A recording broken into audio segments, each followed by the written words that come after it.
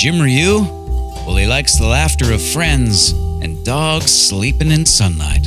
He doesn't much care for bags full of dog poop hanging from rear windshield wipers, nor the saying, everything happens for a reason. Jim Rioux has a particular relationship with words. Maybe he thinks harder than the rest of us.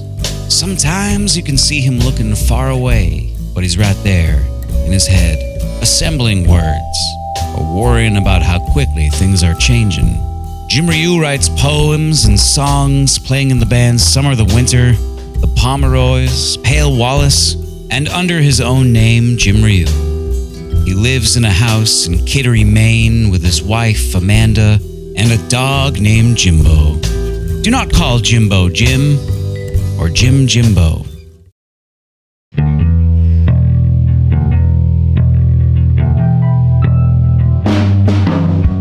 All right, here we are. Burst in Bloom presents, and I'm here with poet, singer-songwriter, educator, method actor, Jim Rioux.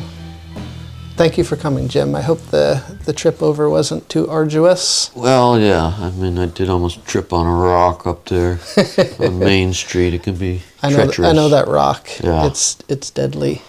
Well, we're here to talk about your songwriting, your music.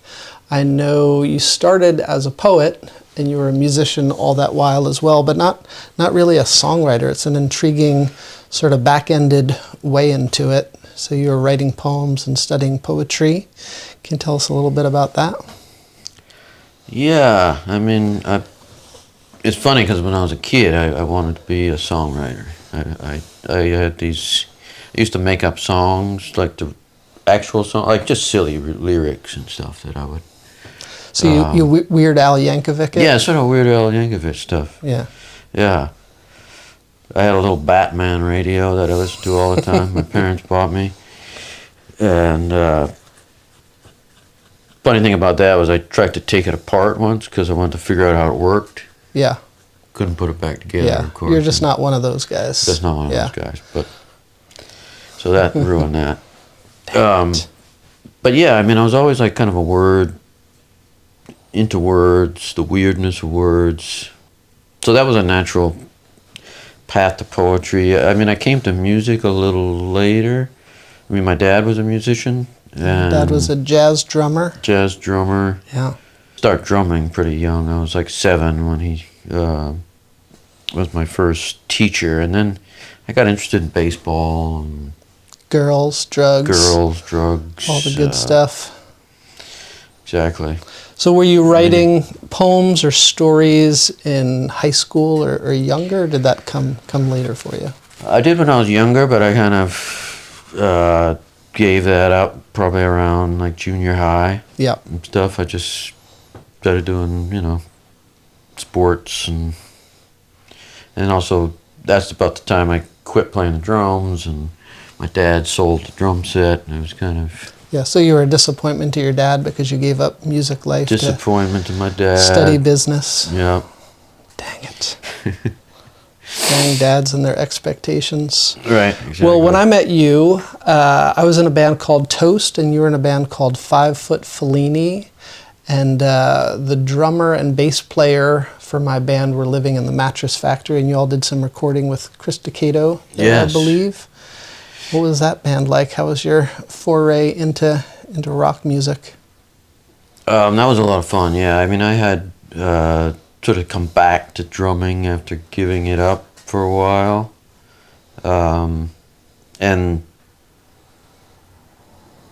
I basically was just looking to, play with some folks and see if I could hang with other people. And because I was, playing by myself, and you know how it is when you first start to play with other people. Found a good group of guys, and we just started playing. At the time, I was really into like ska music and stuff, so we started with some like ska songs, and I actually did a lot of the co-writing of the lyrics with the lead singer. Nice. So that was like the start in some ways of realizing I could put words with music, but I never like even considered the fact that I might actually get up and sing a song at some point. Yeah. You're the man behind the curtain. Yeah, right. I was like Neil Peart, right? He did all the Yeah. lyrics and Yeah. Geezer Butler, too. Oh yeah, right. Yeah, I fancied myself kind of in that role. Awesome. And then I wrote one guitar lick for the song, for one of our songs. I just pick up he was my roommate, the lead singer, and Brent Benson. I was like, well, maybe I can play guitar too. You know, kind of my relationship to instruments has kind of been like that, just like, oh. And then eventually the same thing happened with singing. Like, oh, maybe I can do that. Yeah, you seem to create your own style, and you use alternate tunings on the guitar, and you have a very specific way of playing the keyboards and trumpet. You play the trumpet as well. How did that style develop? It seems like maybe you're just self-taught and messing around in your bedroom kind of scenario. Yeah, I mean, usually I just would get a notion to play an instrument and then kind of figure it out somehow. With the guitar, it was interesting because I didn't know anything about standard tuning, but I knew I had learned to play the piano. I took a course. Actually, this was the first kind of technical singing I ever did. I took a course at UNH, Music and Theory, which also had like a keyboard and vocal element to it. We'd meet once a week with the instructor and run scales and do vocal stuff. And she got so frustrated with me one time. She kept hitting the B flat. And she said, that's the only note you're singing, And I said, oh, well, yeah. You've got a specialty. I was trying, yeah. I was like, maybe that's just my range. Yeah. But it's kind of that way still, right? Yeah. You've got your specific range you like to move around in. Right. With the guitar, I just kind of figured out, okay, if I play it and set it up like a chord, like there's 6 strings, there's 3 notes in a chord. So if I do the bottom 3 is a high version of that chord, the top 3 is a lower version of that chord. Mm. Just move your hand around the fretboard. And then I'm like, okay, and I knew theory, so I knew there's a 1, there's a 2, a 3, So I was like, how do I get from there to the 4? How do I get from there to the 5? What fingering would make that happen? So I figured out my own little system. Yeah, well, it's working. And then I tried some different tunings that required different fingering, and yeah. It was funny yesterday. I do a thing in my barn where we, kind of have jam sessions, and the crooked people barn. pick up my guitars, and I'm like, you're gonna need to retune that because it's not in a standard tuning. And there's 3 guitars all in different tunings, because I've got 3 tunings basically that I use. Right. Well, maybe you should just force them to play in your tunings and see how they like it. Apparently, there's I can't remember who said it. There was some quote from, maybe it was Frank Zappa or something. Or I don't know. He was teaching people how to play guitar. He would have them you'd use guitars with different tunings than they knew how to play. And put them, a bunch of people together in a room and just say, use this. Free for all. Figure it out. It's awesome. Nice. Well, you've had a busy year. Last year, you put out a couple albums, right? Was the Mercury EP last year and The Hook? So you're working with some different producers. I know on Darlings of the Soil and Yes, I Will, Yes, you worked with our dear friend Mark McElroy. What is it like putting your songs in different people's hands? I mean, the most recent records, the great part of it was just letting go of the songs and handing it over. I mean, I had never done that before. Yeah. Not because I wasn't, not because I didn't want to let go of control so much as I thought, well, I know how to play these instruments myself, so shouldn't I be doing it? And you probably have ideas about the arrangements and that sort of thing. But I think what happened is I kept repeating myself sort of musically in terms of how I accompanied myself. Right. So I wanted to kind of stretch out, have somebody else like inject a different thing to my songs. That was exciting. I mean, that was really exciting to hear, you know, what other people did with that stuff. And it takes a lot of trust to put your work in someone else's hand, because they are your little babies, your darlings, so to speak. But those earlier records, you know, with Mark, that was the funnest part, was like getting in the studio and like working with Mark and having an idea, but then having him like kind of reshape it and like, what if we make it a little more of this or that? Clashing heads, having to wrestle over parts. If you win this wrestling match, we will put those saxophones in. Exactly. If I win, it's going to be Mellotron. Mark and I became like the ad hoc horn section. Yeah. He would play sax, I would play trumpet. Sometimes, you know, I could only play like 3 notes really well, and then I'd patch together like, you know, a whole part. That's awesome. It worked. I was particularly blown away by your collaboration with Chris Cody. What was the impetus for working with him, and did you talk much beforehand about the shape the songs might take? Yeah, I mean, he came to me just after a show once, and I'm always like, I don't mean to be you know, falsely modest or something, but I mean, I know I can do some things, but I never think of myself as a singer predominantly. And you know, he said something about your voice, you know, it's kind of Lee Hazelwood kind of vibe, and it's a great reference. And he said, I'd love to sort of you know, make something up with just your vocals and really orchestrate it and give it that that sort of Lee Hazelwood feel. And I was like, yeah, man, that sounds great, because I mean, I love Lee Hazelwood. Yeah, well, he certainly succeeded in doing that. It's got that real 60s, 70s kind of pop vibe. What was it like when you started, the songs started rolling in after Chris was working on them?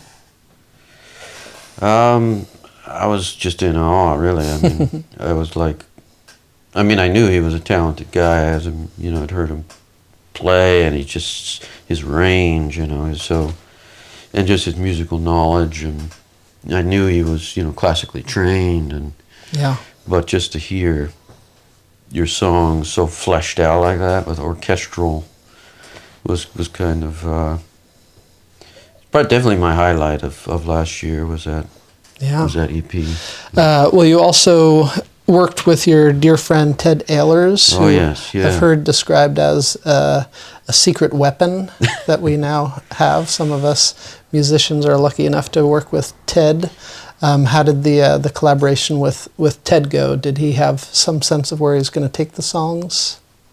I call him the danger mouse of the seacoast now. He's become like the wanted producer. Yeah. Yeah, I mean, I did give him a little direction, but it was pretty sparse. I mean, Portishead was sort of a kind of a thing I had. I'd always wanted to make a record kind of with samples and stuff. Right. And moody like that, and that's an ambitious undertaking. You and I tried to make that trip hop record, and you know, it's tough. A thing that I aspire to, but I don't think I can really. I don't have the chops for it. But so yeah, I told him Portishead, and then I said I wanted on my vocals. I said I wanted this reverb sound from, or that mood of like the Damien Jurado, that trilogy of records that started with like Maricopa and Children. I forget that Silver Sun, Silver Children, Moon. It's an awesome one. Yeah, those. Well, yeah, incredible work. All right, so recently you just released your second collection of poems, Too Close to Be So Far Away, which I have here. Awesome cover by Dylan Matrano. I know this has been a long time coming. How was all that putting that together for you and editing and whittling? Yeah. Enough said. Yeah, it was loaded. It was a loaded thing for me. I kind of held on to that. I just seemed to couldn't push it across the finish line for a while. You know, it was a lot longer. It was like 100. I remember. 100 pages before, and I thought of it as like more of a kind of get every sonnet I've ever written and put it in a book. And something about that didn't feel right inevitably, and then I was like, you know, I want to actually have it make sense sequentially and Sure. thematically. It sort of tell a story of sorts. Yeah, definitely is strengthened by the editing you did. I know that's a lot of work, and it's hard to pick and choose. But so I mean that was a big part of it, was sitting down and like doing that. And then once I did that, it was like, actually, I mean, I think Dylan, the final push, I mean, it all kind of happened really quickly.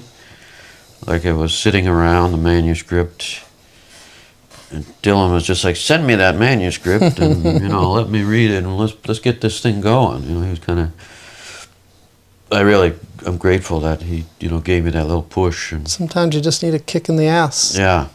Well, it's awesome, the myriad of things that you do. You're performing under your own name, and you're playing with Pale Wallace and Summer the Winter and Pomeroys. You perform with Jonathan Blakesley and myself. I know with the book coming out and a couple albums already under your belt, it's looking to be a big year. I'd love to talk about your song, Some Kind of Ghost. Yes, yeah. And maybe you could dig into that a little bit and play it for us. Yeah, love to. Well, I don't know. All right. Jim Rioux, here to show off my swag. Yes, I will, yes. My second record from Birth to Bloom Records. Cover by the indomitable Peter Flynn Donovan. Get this at the Birth to Bloom website. If you don't like the music, just hang that on the wall. And then we have my first record for Birth to Bloom, first solo record, Darlings of the Soil, which is comes right from an Emily Dickinson poem. And we have a book over here, my newest thing in the world, piece of art, Too Close to Be So Far Away. These are all sonnets. Stuck. The high whine of tires on ice, and I'm driving my neighbor's car. He's pushing from behind, and I can't help but notice the steering wheel, sky blue and all too delicate for hands I've seen hefting in cases most nights. Hands I imagine knowing bar fights, skins split, swollen knuckles, or the jackhammer's numbing pulse. And when the old sedan swings free, I get out, see the unlit stub of a butt, his ruddy face, then the raised red hoe coming down hard on ice, steel buck-tooth chipping shards, his back hunching at the strike, nose grunting plumes through the cold. And I like to think he sees them, sun-struck diamonds flying right before his eyes.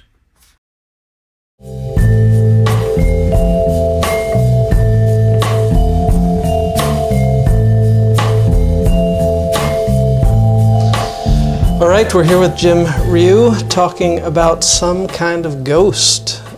So you said you did the writing on this before the music. What was it like to try and kind of reverse engineer that one? Yeah, it was, I think I had to use a simpler kind of musical form to get at it. But yeah, I don't know, Guy. Did you mess around with I don't know how it works. some chords or? Yeah, I just kind of like, I mean, I have a home bass key, so I was like, this one I'm definitely going to stick with my main key, which is the E flat minor. Yeah. The one that your The Black music Keys. teacher shamed Yeah. you for. Yeah, she shamed me for the B flat. She said that's all I could sing. My natural speaking voice is in B flat, I guess. Yeah. Well, I know that this is one of your most listened to songs, and that Jolie Holland sang on it. How did that collaboration come about? That was a cold call during COVID. I think I just was. I've always loved her music. Decided to reach out. I literally just sent her an instant message as a fan on her fan page, and Yeah. said, check out my stuff. I didn't even say anything about the song, although in the back of my head I was like, trying to get that set up because I wanted her to sing on the song. And yeah, she came back and said, yeah, I dig your stuff. You sound like Iggy Pop. And I was like, oh, that's cool. Like that. Then she mentioned some other poet that I didn't know, and I had to look up. But Oh, that's good. yeah, It's nice when people reference things you don't know. yeah, I was like, I guess it was some like peripheral beat poet that she knew, his son or something. Yeah, well, hearing her vocals, it just seems so perfect now. I can't imagine the song without those vocals, and I know she Yeah. sent you a whole bunch to kind of sort through. That must have been a bit of a maddening and exhilarating process. Yeah, we had like 13 takes that Mark worked with, plus the backing vocals. But now the verse was just 13 Yeah. different styles. Like it just amazed me how many different ways she could sing the song. I mean, she has this thing she can do with her voice that's just pretty amazing. But Yeah, if only you could have used all 13, I know. that would have been amazing. Well, I still have 12 of them, so I'll put out the Nice. remix. Yeah, let's do. All right, do you want to just give it a roll, Jim? Yeah. Great.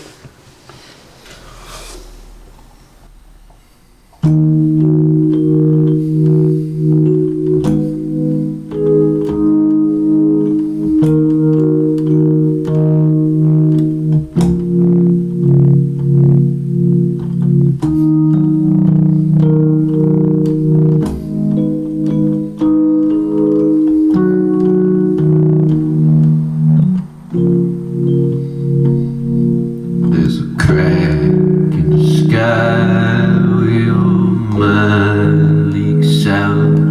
There's nothing to find beyond the shadow of doubt. So keep all your secrets all tidy and locked, and cast all your seeds to the mercy of rocks, or spill all your riches to a chasm of hope, and sing all the pitches of the coins on the stone. The river is rising, loaded up with our bones. The river is rising. It's coming to carry us home.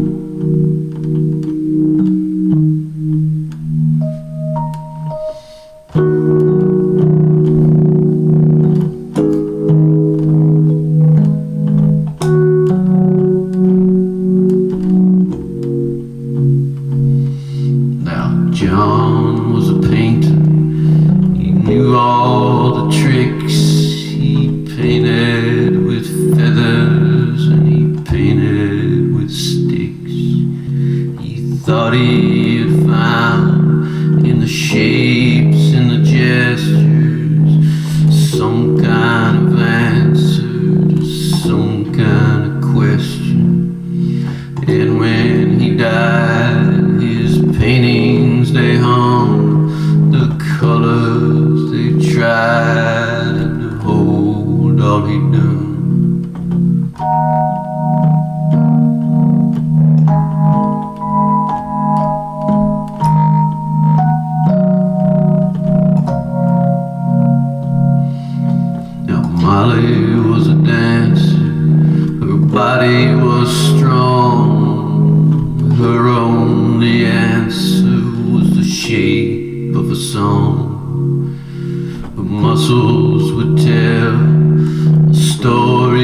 wanting some kind of ghost to do all the haunt.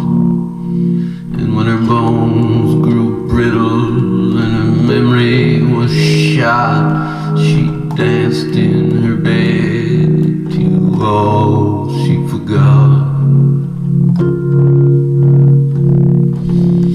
The river is rising, loaded up with our bones.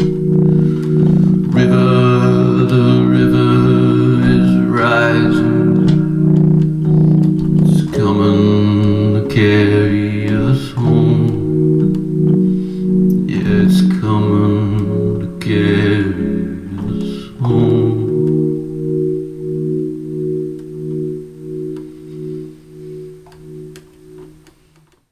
Awesome, Jim. Thanks so much for coming, and thanks for playing. Thanks for letting us dig deep into this song. And yeah, good time. Thank you for having me. All right, this is Burst and Bloom Presents. Till next time.